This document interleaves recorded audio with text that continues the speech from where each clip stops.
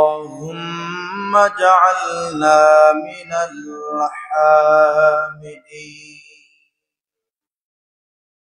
وجعلنا من الشاكرين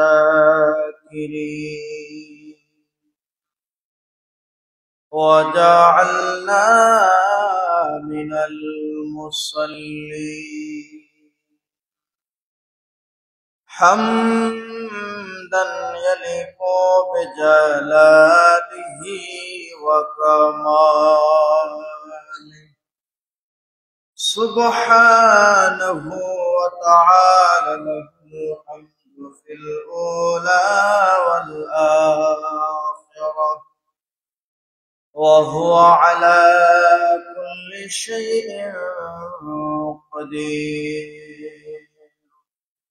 اللهم إنا نشهدك ونشهد ملائكتك وحملة عرشك وجميع خلقك أنك أنت الله لا إله إلا أنت فهو الواحد أحد الفرد الصمد الذي لم يلد ولم يولد ولم يكن له كفوا أحد وأشهد أن سيدنا وسندنا وحبيبنا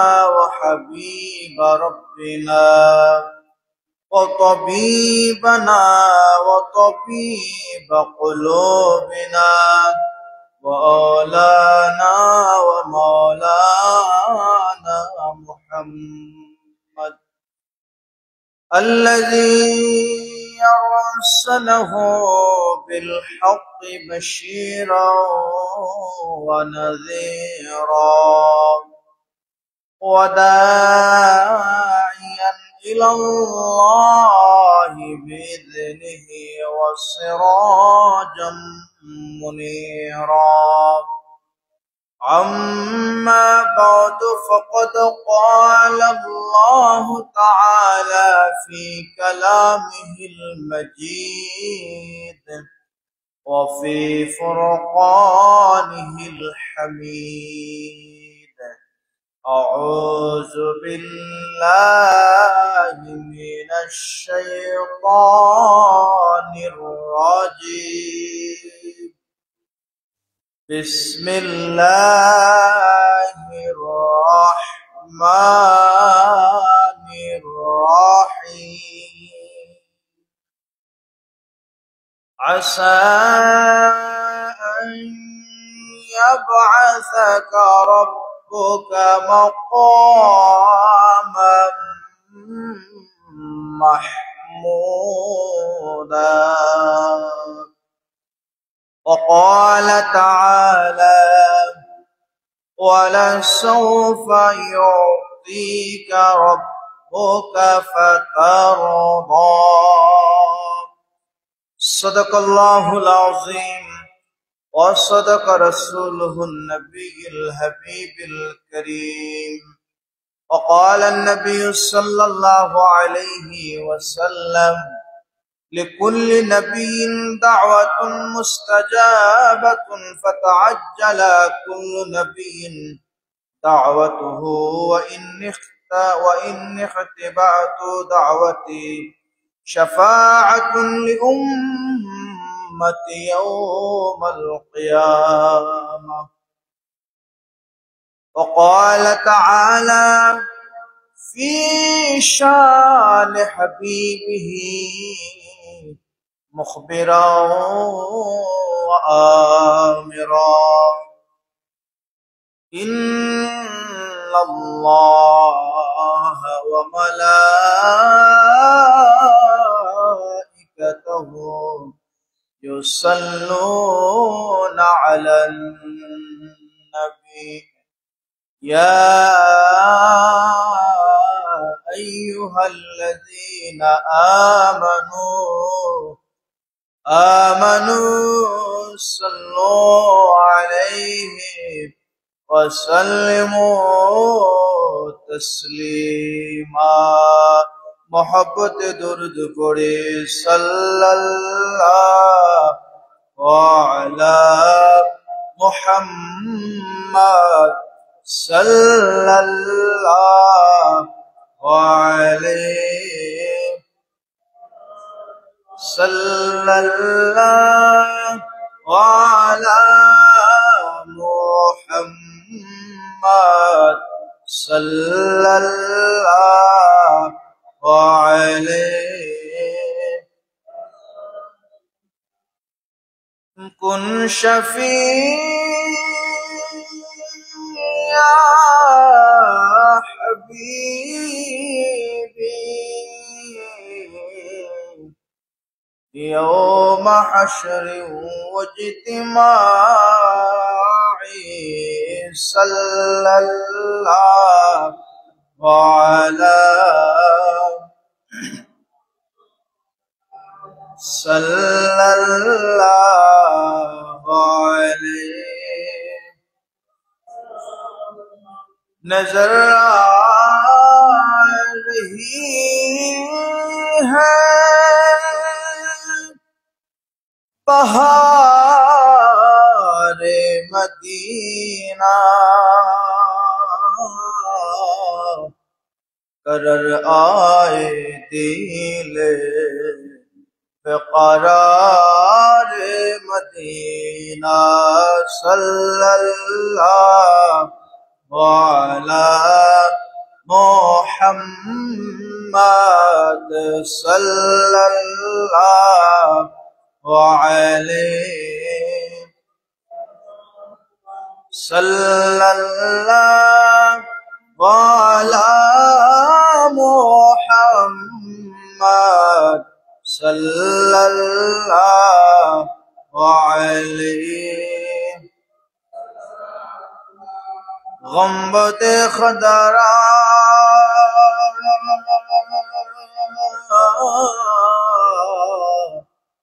جب نظر میں آ گیا ہے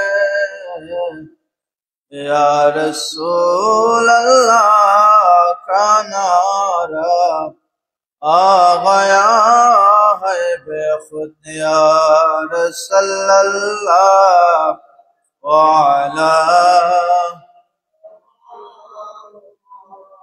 صلی اللہ علیہ صلی اللہ علی محمد صلی اللہ علیہ بلال رودا پہ اپنی خدا را یا رسول اللہ چمک اٹھے مقدر کا ستارہ یا رسول اللہ صلی اللہ علی محمد صلی اللہ علیہ بلغ العلا بکمالہ کشف الدجى بجماله حسنت جميع خصاله صلوا عليه وآله سبحانك لا علم لنا إلا ما علمتنا إنك أنت العليم الحكيم اللهم صل وسلم وبارك عليه উপস্থিত সম্মানিত মুসল্লিয়ান کرام মুরব্বিয়ান আযম মহান আল্লাহ তাআলার দরবারে অসংখ্য অগণিত শুকরিয়া আদায় করি যে মহান রব্বে করিম আজকের জুমাবার দিনে দুনিয়ার মুখে সমস্ত কাজ থেকে মুক্ত করে আল্লাহর মসজিদের মধ্যে জুমাবার দিন সঈদুল আয়াম সঈদুল মাকান আল্লাহর মসজিদের মধ্যে আমাদেরকে আসার বসার তৌফিক দিয়েছেন। সে মহান রবের দরবারে তার পছন্দের কালেমাতুশ শুকর আমরা শুকরে আদায় করি আলহামদুলিল্লাহ। লক্ষ্য করি দরুদ ও সালাম জানাই আকায়ে নামদার তাজদারে মদিনা সঈদুল মুরসালিন খাতামুন নবীন শামসুদ দোহা বদরুদ্দোজা রসুল আরবি ওয়াল আজমি ইমামুল মুরসালিন সঈদুস সাকালাইন নবী মুহাম্মদ রাসূলুল্লাহ সাল্লাল্লাহু আলাইহি ওয়াসাল্লাম। সম্মানিত হাজিরিন কিরাম মুসল্লিয়ানে আযম, আল্লাহ পাক রব্বুল আলামিন আমাদেরকে আরেকটি নতুন মাসে পদার্পণ করার সুযোগ দিয়েছেন। আরবি মাসে অন্যতম একটি মাস সফর মাসের প্রথম জুমা। আলোচনার খুতবাতে পবিত্র কোরআন আল কারিমের সূরাতুল বনী ইসরাঈল এবং সূরাতুদ দোহা থেকে দুইখানা আয়াতে কারিমা আপনাদের সামনে তেলাওয়াত করেছি এবং নবী করিম সাল্লাল্লাহু আলাইহি সাল্লামের অসংখ্য অগণিত হাদিস সমূহের মধ্যে থেকে সহিহ মুসলিম শরীফের একটি হাদিস আপনাদের সামনে তেলাওয়াত করেছি। আল্লাহ সুবহানাহু ওয়া তাআলা আমাকে আয়াত এবং হাদিসকে সামনে রেখে আলোচনা করার হিম্মত দান করুন। আর আমরা যারা শুনবো আমাদের সবাইকে পরিপূর্ণভাবে হৃদয়ে স্থান দিয়ে আজকের আলোচনার প্রত্যেকটা কথা আমরা যেন পালন করতে পারি আল্লাহর কাছে এইটুকুন তৌফিক কামনা করি। ওমা তৌফিক ইল্লা বিল্লাহ আলাইহি তাওয়াক্কালতু ওয়া ইলাইহি উনীব। সম্মানিত হাজিরিন, আল্লাহ পাক রব্বুল আলামিন পবিত্র কোরআনের সূরাতুল বনী ইসরাঈলের মধ্যে একখানা আয়াতে কারিমা নাযিল করেন। আল্লাহ পাক বলেন, আসা আইয়াবআসাকা রাব্বুকা মাকামান মাহমুদা।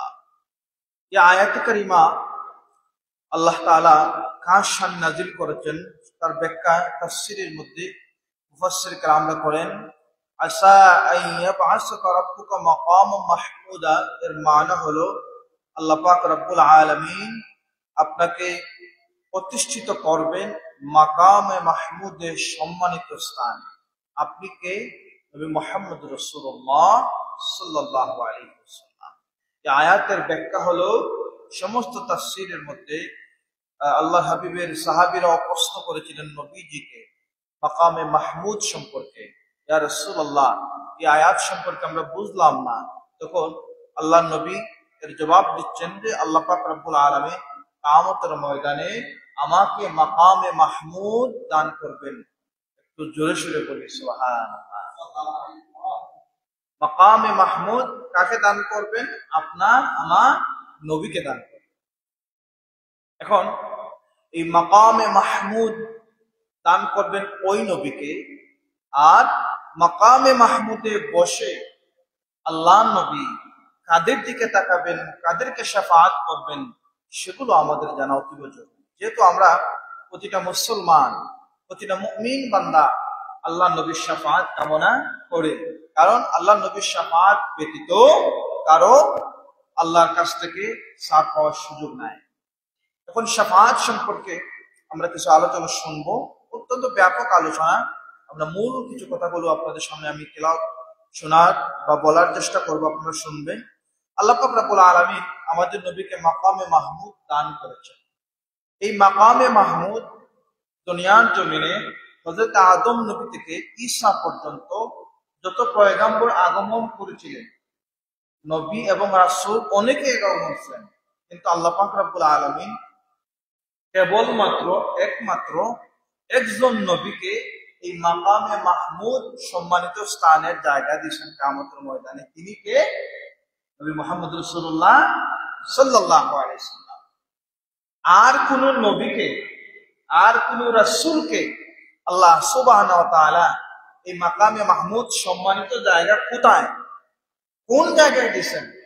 কিয়ামতের বয়াল মাঠে, যখন প্রত্যেকেই নফসি নফসি আমার চিন্তা করবেন, আমার কি হবে, আমার কি হবে, সবাই নিজের নিজের চিন্তা করবেন।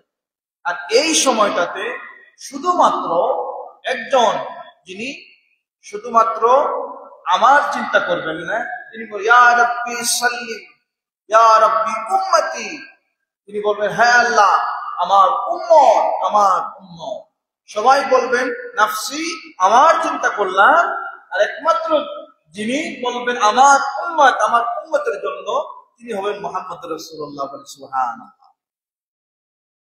আল্লাহ পাক রব্বুল আলামিন সাইয়্যিদুস সাকালাইন নবী মুহাম্মদ রাসূলুল্লাহ সাল্লাল্লাহু আলাইহি সাল্লামকে মাকামে মাহমুদ দান করেন।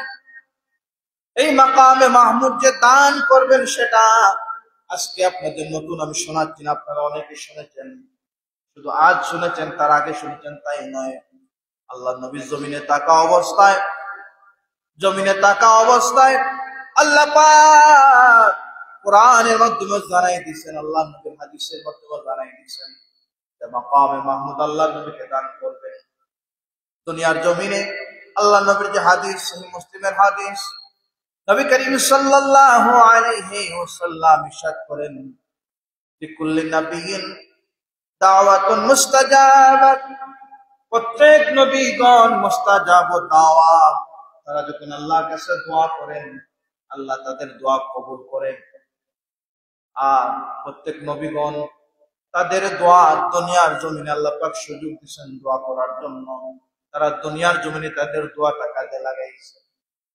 আল্লাহ নবী বলেন ওয়া ইন্নী ইখতিবাতু দাওয়াতি শাফাআতু লি উম্মতি ইয়াউমাল কিয়ামাহ।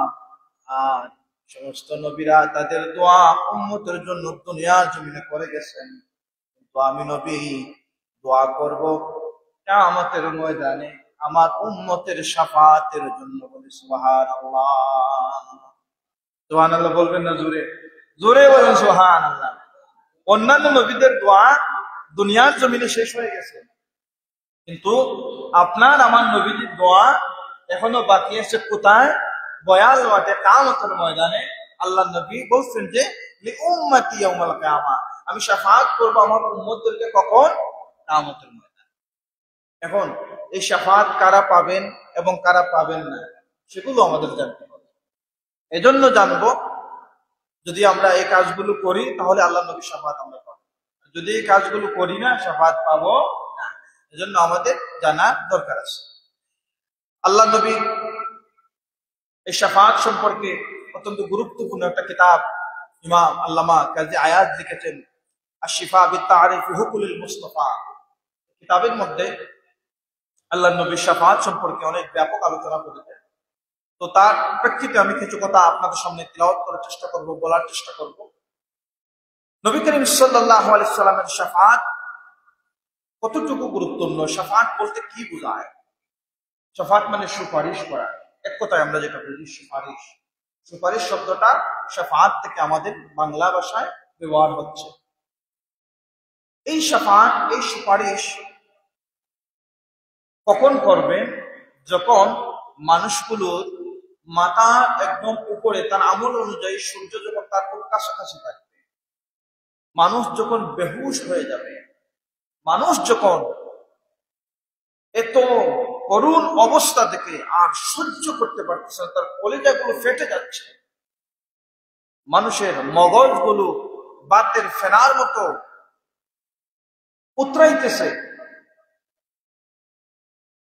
কড়াইয়ের মধ্যে উত্তপ্ত তেল যেভাবে টপ টপ করে নড়তে থাকে, এমনই ভাবে কিছু মানুষের মগজ টপ টপ করতে থাকে। এই সময়টাতে মানুষরা ছুটাছুটি করতে থাকবে। হযরত আবু হুরায়রার হাদিস, এই মানুষগুলো কিয়ামতের ময়দানে দৌড়াইতে থাকবে চতুর্দিকে, যে আমরা কোন জায়গার মধ্যে গেলে শান্তি পাবো, কার কাছে গেলে আমরা এই ভয়াল পরিস্থিতি থেকে আমাদের মুক্ত হওয়ার একটা পথ খুঁজে পাওয়া যাবে। দৌড়াইতে দৌড়াইতে মানুষরা আল্লাহর পয়গম্বর হযরতে আদম আলাইহিস সালাম, আদম সফিউল্লাহর কাছে যাবেন। হযরত আদম নবীর কাছে যাইয়া বলবেন, ও আল্লাহর পয়গম্বর, আপনি জমিনের মধ্যে প্রথম নবী, আল্লাহ আপনাকে নিজে বানাইছেন, আর আল্লাহ পাক আপনাকে জান্নাতের মধ্যে প্রবেশ করাইছেন, আপনি জান্নাতে অবস্থান করছেন। আপনি দুনিয়ার প্রথম নবী, আমাদের এই কয়াল মাঠ থেকে আমরা কেমন করে মুক্তি পাবো? আপনি একটু আল্লাহর কাছে ফরিয়াদ করুন। তখন আল্লাহর পয়গম্বর হযরত আদম নবী বলেন, আল্লাহ আজকে খুব রাগান্বিত, আল্লাহর আজকে রাগ অনেক বেশি। আর আল্লাহ পাক আমাকে দুনিয়ার জমিনে সব কিছু দিয়েছেন, তবে আল্লাহর একটা কথা যে আমি অমান্য করেছিলাম, যদি আল্লাহ আজকে আমাকে ওই কথাটা সামনে এনে আমাকে প্রশ্ন করেন, আমি জবাব দিতে পারবো না। তোমরা যাও আল্লাহর পয়গম্বর নূহ আলাইহিস সালামের কাছে যাও, কেননা তিনি হচ্ছেন পৃথিবীর জমিনে প্রথম রাসূল। মানুষরা নূহ আলাইহিস সালামের কাছে যাবেন আবদান শাকুরা, যে নবীকে আল্লাহ পাক অধিক পরিমাণে শুকরগুজার বলে কোরআনের মধ্যে তার প্রশংসা বলেছেন, তার গুণকীর্তন করেছেন, আবদান শাকুরা। ও আল্লাহর পয়গম্বর, আপনি তো পৃথিবীর প্রথম রাসূল, আপনি আল্লাহর কাছে আমাদের জন্য একটু শান্তির জন্য ফয়সালা করুন। তখন আল্লাহর পয়গম্বর নূহ আলাইহিস সালাম বলবেন, আমি আল্লাহর কাছে দুনিয়ার জমিনে একটা জিনিস কামনা করেছিলাম, যখন ৯৫০ বছর দুনিয়ার জমিনে আল্লাহর দাওয়াত দিলাম, আমার কওমের মানুষরা, এমনকি আমার পরিবারের কিছু মানুষরাও যখন আমার এই দাওয়াত গ্রহণ করলো না, আমাকে নির্যাতন নিপীড়ন করলো, আমি ধৈর্যের বাঁধ ভেঙে দে আল্লাহর কাছে দোয়া করলাম, রব্বুল আলামিন আমার এই কওমদেরকে আপনি ধ্বংস করে দেন। অথচ আল্লাহ পাক রব্বুল আলামিনের কাছে মানুষের ধ্বংস কামনা করা যায় না। আমি তো ধ্বংস কামনা করেছিলাম আল্লাহ দুনিয়ার জমিনে, যখন কিস্তির মাধ্যমে আমাকে নিরাপদ রাখছিলেন, আমার কওমদেরকে ধ্বংস করে দিয়েছেন। আল্লাহ যদি বলেন, ও নূহ, দুনিয়ার জমিনে তুমি তো ওই ফরিয়াদ করেছিলা, আমি আল্লাহ তো কবুল করেছিলাম, তখন আজকে আমি আল্লাহর কাছে কি জবাব দেব? মানুষরা তখন আল্লাহর পয়গম্বর মূসা আলাইহিস সালামের কাছে যাবেন। ওয়াকাল্লামাল্লাহু মূসা তাকলিমা, ও আল্লাহর পয়গম্বর, আপনি তো আল্লাহর সাথে কথা বলতেন দুনিয়ার জমিনে। আপনি যখন তুর পর্বতে যাইয়া আল্লাহর সাথে কথা বলার জন্য আগমন করতেন, আল্লাহ আপনার সাথে কথা বলতেন, তাকলিম করতেন। ও পয়গম্বর, আপনি আল্লাহর কাছে ফরিয়াদ করুন। মূসা নবীও বলবেন যে দুনিয়ার জমিনে আল্লাহর কাছে আমি যখন অতিষ্ঠ হয়ে গেছিলাম, এই মানুষের প্রতি ফেরাউন আমাকে যখন কষ্ট দিয়েছিল, আল্লাহর কাছে আমি দোয়া করেছিলাম, আমার দোয়া তো দুনিয়ার জমিনে কবুল হয়েছে, তাদেরকে ধ্বংস করে দিচ্ছেন। আল্লাহ যদি আমাকে এই প্রশ্নটা আজকে সামনে ধরেন, আমি লজ্জিত হয়ে যাব। সুতরাং আজকে আল্লাহ রাগান্বিত, তোমরা আমার কাছে না অন্য পয়গম্বর কাছে যাও। মানুষ যাবে ইব্রাহিম নবীর কাছে, ইব্রাহিম নবীও সেম কথা বলবেন। মানুষ যাবে ঈসা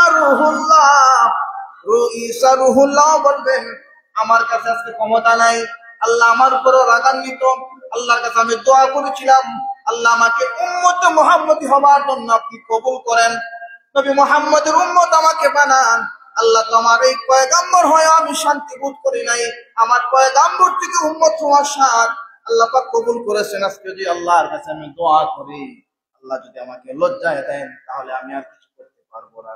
তোমরা যাও মুহাম্মদুর রাসূলুল্লাহ সাল্লাল্লাহু আলাইহি সাল্লামের কাছে যাও। যখন মানুষরা আল্লাহর নবীর কাছে যাবেন, দুইটা বর্ণনা পাওয়া যায়। আর শিফা কিতাবের মধ্যে তারিফুল হুকুলিল মুস্তাফা, আল্লাহর হাবিবের সাথ, অন্যান্য কিতাবের মধ্যে আসছে আরশের নিচে আল্লাহর নবীর সিজদায় থাকতেন। আল্লাহ পাক কোরআনে আয়াত নাযিল করেন সূরাতুত তাহা, ওয়ালা সাওফা ইউতিকা রাব্বুকা ফাতারতা, আল্লাহ আপনাকে এত দিবেন, অচিরে আল্লাহ আপনাকে এত দান করবেন, আপনি খুশি না হয়ে পারবেন না। এই দেয়াটা আল্লাহ নবী দুনিয়ার জমিনে কামনা করেন নাই। আল্লাহ নবী যখন আরশের নিচে সিজদা দিবেন, সমস্ত মানুষরা যখন আল্লাহ নবীর কাছে বলবে, ইয়া রাসূলুল্লাহ, আপনি তো আখিরি নবী, আপনি তো আল্লাহর হাবিব, আপনি তো আল্লাহর পরম বন্ধু, আপনি একটু আল্লাহর কাছে আমাদের জন্য শাফাআতের ফয়সালা করুন, আমাদের এই কঠিন মুহূর্ত থেকে মুক্তির জন্য আল্লাহর কাছে আপনি একটু দোয়া করুন।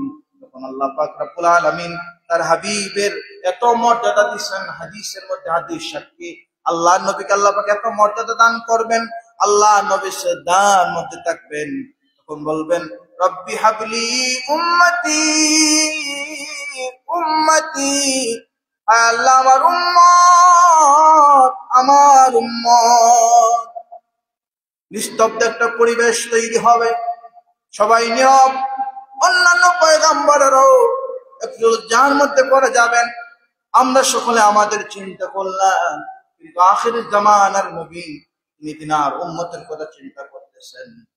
আল্লাহ পাক রব্বুল আলামিন ওই সময় আল্লাহর গজব, আল্লাহর রাগ একটু কমে যাবে। আমাদের নবীর সাথে আল্লাহ কথা বলবেন, আপনি আপনার উম্মতের জন্য শাফাআত করুন। তাদের জন্য শাফাআত করবেন। হাদিস সাক্ষী, সর্বপ্রথম আল্লাহ নবী ওই মানুষদের জন্য শাফাআত করবেন যাদের অন্তরে কালেমা ছিল, যাদের অন্তরে ইসলাম ছিল, যাদের অন্তরে হুব্বে রাসূল ছিল, যাদের অন্তরে মুখে কালিমা ছিল, অন্তরে কালিমা ছিল, যারা মুখে সাক্ষ্য দিছে লা ইলাহা ইল্লাল্লাহ মুহাম্মাদুর রাসূলুল্লাহ, অন্তর থেকেও মানছে, নামাজ পড়ছে, কালেমার দাওয়াত মানুষদেরকে দিছে, কালেমাওয়ালা মানুষদেরকে ইজ্জত করছে, কালেমাওয়ালার পথে যে জীবন পরিচালনা করেছে। আল্লাহ নবীর সাহাবী হযরত আনাস ইবনে মালিক রাদিয়াল্লাহু তাআলা আনহু আল্লাহ নবীকে প্রশ্ন করলেন, ইয়া রাসূলুল্লাহ, ইয়া হাবিবাল্লাহ, এই কিয়ামতের বয়ান মাঠে আপনাকে কোথায় পাওয়া যাবে? নবীজি গো, মানুষ যখন পেরেশান হয়ে যাবে, মানুষ যখন নাজেহাল হয়ে যাবে, তখন মানুষরা কোথায় গেলে আপনাকে পাবে? ইয়া রাসূলুল্লাহ, দুনিয়ার জমিনে খাদেমে রাসূলানাত প্রায় 10 বছর আল্লাহর নবীর খিদমতে ছিলেন। কত বছর? 10 বছর। যিনি সাহাবীদের মধ্যে সবথেকে বেশি আল্লাহ নবীর কাছে ছিলেন, নবী সম্পর্কে বেশি জানতেন, নবীর আমল, নবীর মুআমালাত, নবীর সবকিছু যিনি সবথেকে বেশি কাছে থেকে দেখেছেন, তিনার নাম হযরত আনাস ইবনে মালিক রাদিয়াল্লাহু তাআলা। এই আনাস ইবনে মালিক বললেন, ইয়া রাসূলুল্লাহ, দুনিয়ার জমিনে আপনার অত্যন্ত কাছাকাছি ছিলাম, আপনার খেদমতে ছিলাম, কিয়ামতের ময়দানে আপনার খেদমত করার সুযোগ পাবো কিনা জানি না, তবে কোথায় গেলে আপনাকে পাবো? ইয়া রাসূলুল্লাহ, আপনাকে ছাড়া তো আমাদের যায় না, আপনাকে ছাড়া তো আমাদের শান্তি কোনো পথ নাই। ইয়া রাসূলুল্লাহ, আপনার সঙ্গ ছাড়া তো আমি শান্তি খুঁজে পাবো না। নবীজি, আপনাকে কোথায় পাওয়া যাবে? তখন নবীজি জবাব দিচ্ছেন, কিয়ামতের ময়দানে 3 জায়গায় গেলে আমাকে পাওয়া। 1 নাম্বার, ফুলসিরাতের ফুলের মধ্যে আমি নবী থাকবো। 2 নাম্বার, মিজানের মধ্যে আমাকে পাওয়া যাবে। 3 নাম্বার, সূরাতুল কাউসার আল্লাহ পাক নাযিল করলেন, আল্লাহ নবী কাউসার দাঁড় করেছেন, আবে কাউসার, ওই জায়গার মধ্যে গেলে তুমি আমাকে পাবা। তো প্রথম যে মানুষদেরকে আল্লাহ নবী শাফাআত করবেন, যারা মুখেও কালিমা আছে, অন্তরেও কালিমা আছে, বাহিরেও কালিমা আছে, অর্থাৎ আপাদবাস্তব মুত্তাকি মানুষ যারা, ওই মানুষগুলো শাফাআত পাবে বলে সুবহানাল্লাহ। এখন মুখে বাহিরে সব দিকে সমান থাকার দরকার আছে না নাই? ভিতরে কালেমা থাকবে, বাহিরেও কালেমা থাকবে, চক্ষু মুখ আপনার আপদা মস্তকের মধ্যে ওই কালেমা থাকবে। কালেমা মানে এমন একটা, কালেমা এমন একটা শব্দ, কালেমা এমন একটা কালিমা, এমন একটা বাক্য যেটা মানুষের জীবন পরিবর্তন করে দেয়। কেমন করে পরিবর্তন করে দেয়? আল্লাহ নবীর একজন সাহাবী, আগে তিনি বিধর্মী ছিলেন, তিনি মুসলমান ছিলেন না। মুসলমান হয়ে প্রশ্ন করলেন, ইয়া রাসূলুল্লাহ, আমি তো যখন মুসলমান ছিলাম না, আমি অনেক গুনাহ করেছি, অনেক খারাপ কাজ করেছি, এখন আমার এই গুনার কি অবস্থা হবে? আমি যে করেছি এটা তো আমি করেছি, আমি তো মুখে বানায় বলতেছি না, আমি তো গল্প করতেছি না, এই হাত সাক্ষী, এই চোখ সাক্ষী, এই জবান সাক্ষী আমি এই গুনাহ করছি। তখন আল্লাহ নবী বলেন, লা ইলাহা ইল্লাল্লাহ মুহাম্মাদুর রাসূলুল্লাহ কালেমা মন থেকে, দিল থেকে, ভিতরে বাহিরে সাক্ষ্য দেয়, মেনে নেয়, আল্লাহ তার পূর্বের সমস্ত গুনাহ মাফ করে দেন। সুবহানাল্লাহ। এখন বুঝছেন তো কালেমার পাওয়ার আছে না নাই? এখন ভিতরে কালেমা আছে, বাহিরে কালেমা নাই। বাহিরে আসে কালেমা মানুষকে দেখানোর জন্য, কিন্তু ভিতর বালা না। তাহলে এই মানুষ আল্লাহ নবী শাফাত পাবে? ভিতরে বাহিরে কালেমাওয়ালা হতে হবে, হুব্বে রাসূল আপনার ভিতরে থাকতে হবে। 2 নম্বরে, ওই মানুষগুলো আল্লাহ নবী শাফাত পাবে। আজান হয় না মসজিদে? আজান হয়, শুনেন তো। মসজিদে যখন আজান হয়, মুয়াজ্জিন যখন মানুষকে দাআ লিস-সালাত, নামাজের জন্য যখন মুয়াজ্জিন আমাদেরকে আহ্বান করেন, ডাকেন, মুয়াজ্জিনের সাথে আজানের জবাব দিবেন। আল্লাহ নবী বলতেন, মিসলান, মুয়াজ্জিন যা বলে অনুরূপ আপনি তা বলবেন। তবে হাইয়া আলাস সালাহ আর হাইয়া আলাল ফালাহ যখন বলেন, তখন লা হাওলা ওয়ালা কুওয়াতা ইল্লা বিল্লাহ পড়বেন। এরপরে আপনি দোয়া করবেন, আল্লাহুম্মা রাব্বা হাযিদ দাওয়াতিত তাম্মা ওয়াস সালাতিল কায়িমা আতি মুহাম্মাদানিল ওয়াসিলাতা ওয়াল ফাদিলা ওয়ারযুকনা শাফাআতাহু ইয়াওমাল কিয়ামাহ ইন্নাকা লা তুখলিফুল মিয়াদ। আল্লাহর নবীর হাদিস সাক্ষী, আল্লাহ নবী বলতেছেন, যারা এই আযানের জবাব দিবে আর আমার জন্য দোয়া করবেন, আল্লাহ নবী বলতেছেন হাল্লাত লাহু শাফাআতুহু, বলি সুবহানাল্লাহ। আযানের জবাব দিলে এই দোয়া, আযানের পরে যে দোয়া হয়, এই দোয়াটা কার জন্য হয়? নবী মুহাম্মদ রাসূলুল্লাহর জন্য। আর আল্লাহ নবী বলতেছেন, যারা আমার জন্য এই দোয়া করবে হাল্লাত লাহু শাফাআতুহু, আমি নবী তার জন্য শাফাআত করব। আবারও বলে সুবহানাল্লাহ। এজন্য মুয়াজ্জিন সাহেবদের দাম আছে। এটা আমার কথা নয়, আল্লাহ নবীর হাদিস। আল ইমামু দামিন ওয়াল মুয়াজ্জিনু মু'তামান। ইমাম হচ্ছেন জামিনদার, মুয়াজ্জিন হচ্ছেন আমানতদার। দুইটা জিনিসের আমানত তিনি রক্ষা করেন।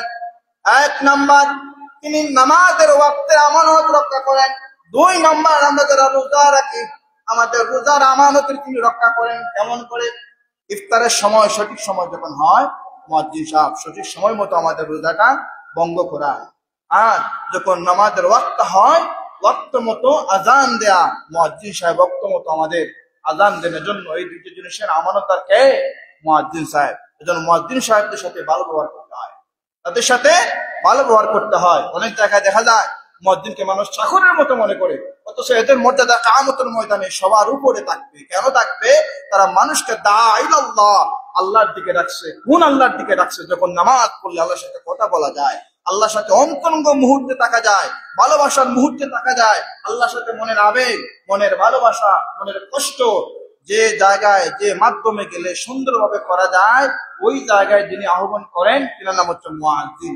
এজন্য মুয়াজ্জিনদের সাথে সুন্দর ব্যবহার করতে হবে, মুয়াজ্জিনদের সম্মান দিতে হবে, ইজ্জত দিতে হবে। যদি দেন, আল্লাহর নবীর হযরত বেলাল রাদিয়াল্লাহু তাআলা নাম শুনেছেন আপনারা? হযরত বেলালের সাথে ওই সমস্ত মানুষদের কিয়ামতের সাক্ষাৎ হবে। ওই মানুষগুলো কারা? যারা মুয়াজ্জিনদেরকে মহব্বত করবে, বলে সুবহানাল্লাহ। আল ইমামু দামিন, যেহেতু হাদিসটা বললাম তার ব্যাখ্যা বলে যাই। ইমামু দামিন, ইমাম হচ্ছেন জামিনদার, নামাজের জামিনদার। দুনিয়ার জমিনে ইমামের মর্যাদা নাই। অনেক জায়গায় ইমামদেরকে মানুষ চাকর মনে করতে শুরু করে, ইমামদেরকে তার কথা শোনাতে চায়। অথচ আল্লাহর নবী বলতেছেন, আল্লাহর নবী তাদের জন্য দোয়া করলেন। আর ওই মানুষগুলো আপনার জামিনদার। কিসের জামিনদার? যার পিছনে যতদিন নামাজ পড়েছেন ততক্ষণ নামাজের জামিনদার তিনি। আজকে তো হিসাব বুঝবেন না, একটু ব্যাখ্যা করে বলি। যারা মামলা মোকদ্দমায় যান, উকিলের পিছনে আসামিরা দৌড়ায় না উকিল আসামিদের পিছনে দৌড়ায়?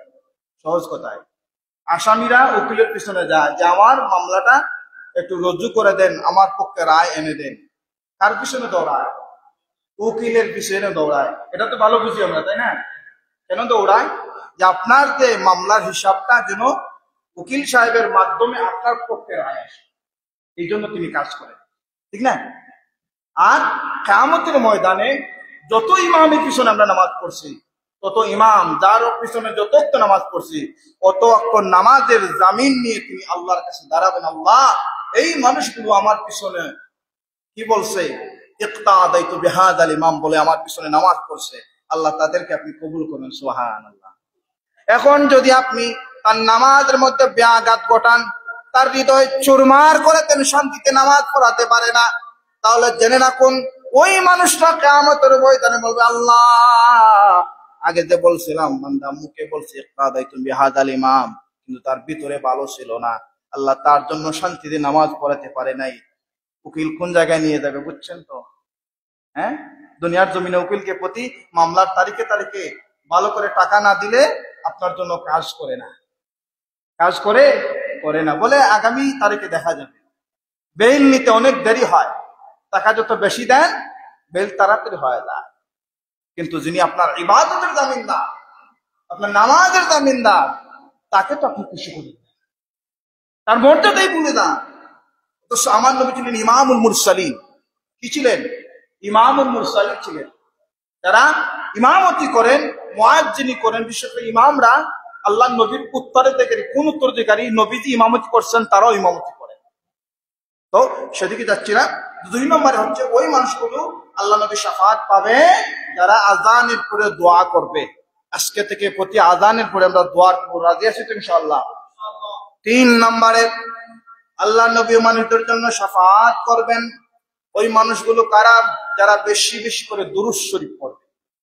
বেশি বেশি করে যারা দুরূদ শরীফ পড়ে আল্লাহ নবীর হাদিস হচ্ছে হাল্লাতু শাফাআতুহু, ওই মানুষের জন্য আল্লাহ নবী শাফাত করবেন। এজন্য বেশি বেশি দুরূদ শরীফ পড়ার দরকার আছে না নাই? জোরে বলেন আছে না নাই? দুরূদ শরীফ আমরা পড়বো তো ইনশাআল্লাহ।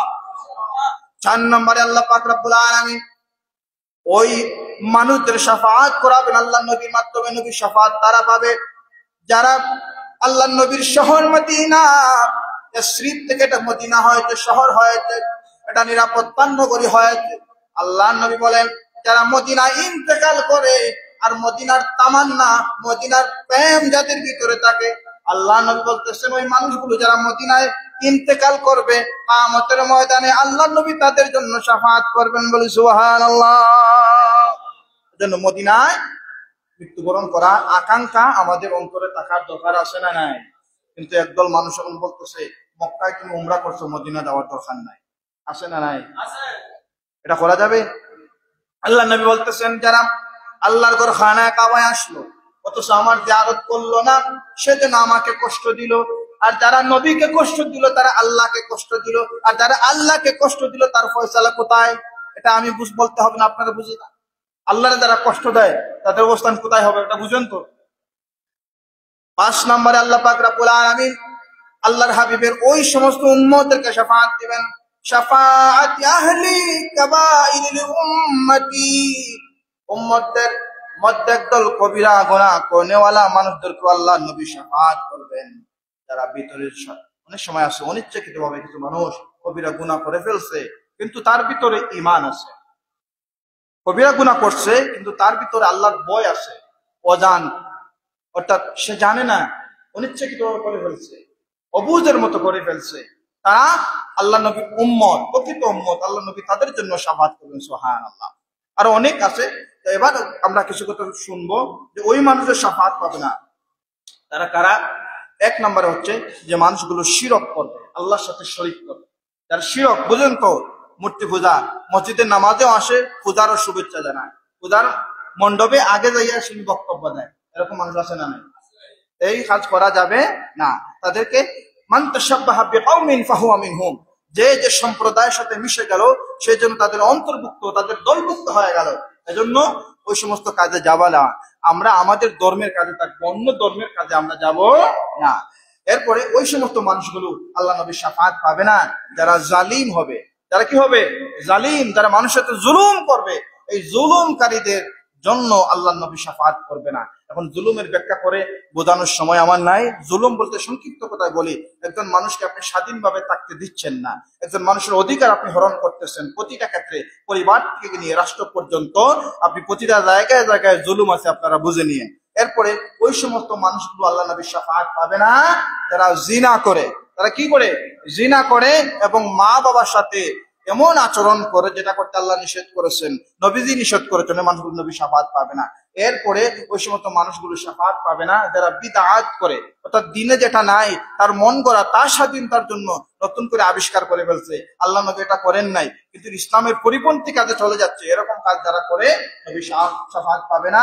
এরপরে ওই সমস্ত মানুষ শাফাআত পাবে না যাদের ভিতরে নবীর ভালোবাসা নাই, নবী শাফাআতের প্রয়োজন যারা মনে করেন যে নবী শাফাআতের দরকার নাই, আমি তো কোরআন জানি, আমি তো নামাজ পড়ছি, আমি জান্নাতে যাব, এই সমস্ত মানুষ আল্লাহ নবী শাফাআত পাবে না। আল্লাহ পাক রব্বুল আলামিন আমাদেরকে আল্লাহ নবীর প্রকৃত উম্মত হওয়ার তৌফিক দান করে, সকলে বলে আমিন। ওয়া আখিরু দাওয়ানা আলহামদুলিল্লাহি রাব্বিল আলামিন। আস্তাগফিরুল্লাহ, ইন্নাল্লাহা গফুরুর রহিম। আস্তাগফিরুল্লাহ রাব্বি মিন কুল্লি যামবি ওয়া আতুবু ইলাইহি, লা হাওলা ওয়ালা কুওয়াতা ইল্লা বিল্লাহিল আলিয়্যিল আযীম। লা ইলাহা ইল্লাল্লাহু মুহাম্মাদুর রাসূলুল্লাহ। আল্লাহুম্মা আমিন।